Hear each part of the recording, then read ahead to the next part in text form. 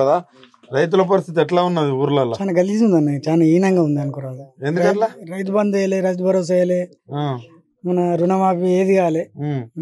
ఈ 14 రేవంత్ రెడ్డి పరిపాలన ఎట్లా? గ్యాస్ 500కే అన్నాడు. గ్యాస్ అట్లా వాళ్ళే గ్యాస్ వాళ్ళే. నువ్వు ఇట్లా అబద్ధం ఆడుతానే, గ్యాస్ 500కే వస్తుందట కదా? ఏడొస్తుందన్న, 5 గ్యాసులు తీసుకున్నాడు గెలిచినప్పుడు ₹1 వాళ్ళే బ్యాంక్ లో. గ్యాస్ 500కి వస్తుందంట, ఫ్రీ బస్ అంట. ఫ్రీ బస్ ఉంది, ఫ్రీ బస్ ఉంది. గ్యాస్ వస్తలే 500కు, ₹1000. అదే కరెంట్ ఒకటి ఫ్రీ. అన్ని 6 గ్యారెంటీలో ఒకటి కరెంట్ ఫ్రీ ఉంటుంది. మీకు ఒక కరెంట్ ఫ్రీ అంతే. దాని వల్ల మంచి బతకగలుగుతాడా మరి? అది కూడా అవసరమే. ఇప్పుడు 4 కావాలి మనిషికి, అవసరం ఉన్నప్పుడు నీళ్లు గాలి అన్ని అవసరం ఉన్నప్పుడు అది కూడా ఒకటి, అది కూడా ఉండాలి.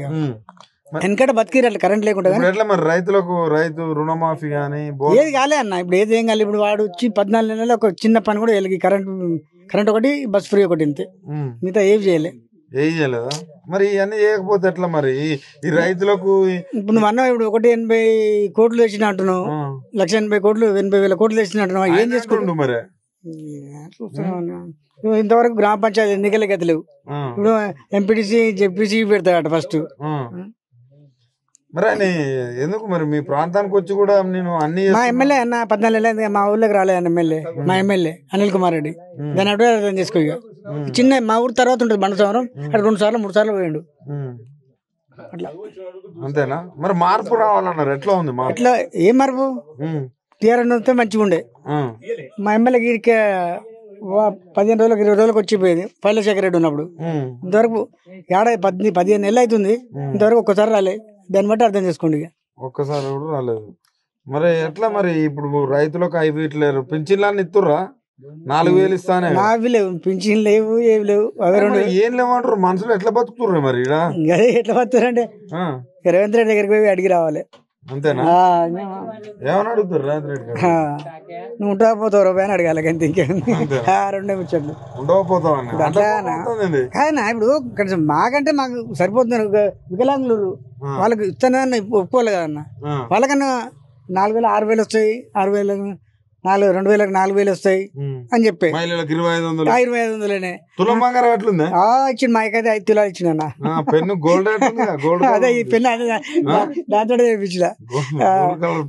అనిపించడం చెప్తే నాకు వాళ్ళంతా మండుతుందన్నా. అంతే. ఎందుకంటే నీకు పనికి వచ్చిన అంటే ఇప్పుడు అన్న నువ్వు ఒకసారి కాకపోతే ఒకసారి హెల్పింగ్ అవుతుంది అంటే అన్న నమస్తే అని అంటాం. నువ్వు పోతుంటే పోరాబోయే అది కదండి. నువ్వు టీఆర్ఎస్ ఉన్నప్పుడు మంచిగా ఉండే అని నువ్వు అంటావు. మరి రేవంత్ రెడ్డి ఏమో ఊకే మాట్లాడితే కేసీఆర్ అంటాడు. ఎందుకే? ఇప్పుడు ప్రతిపక్షం అనేది గట్టి ఉంటుంది, పోరాబోయే అంటాం. ఎందుకంటే పోరాబోయే దిగాయి అన్నట్టుంది అన్నట్టు వానికి. అంతేనా? ఎందుకు మరి ఊకే కేసీఆర్ ని గెలకపోతే ఆయన నిద్ర పడతట్లేదు. కేసీఆర్ గెలకపోతే కేసీఆర్ మంచిగా చేసిండే. కేసీఆర్ మంచిగా చేసిండా అంటే మా అంత దూరం పోతాం, కానీ మా ఎమ్మెల్యే అయితే నెలకోసారని వచ్చేది కనీసం. మంచి టీఆర్ఎస్ ఉన్నప్పుడు. కానీ ఇప్పుడు 15 నెలలు 14 నెలలు అవుతుంది అన్న, ఇంతవరకు ఎమ్మెల్యే రాలంటే దాన్ని బట్టి అర్థం చేసుకో. ఇక ఈ పాలన అర్థం చేసుకో. ఇక ఒక మాటలు 10 మాటలు అవసరం లేదు. పనికిరాని 10 ఎందుకన్నా, పనికి వచ్చేది ఒకటి అవసరం అట్లా. ఓకే.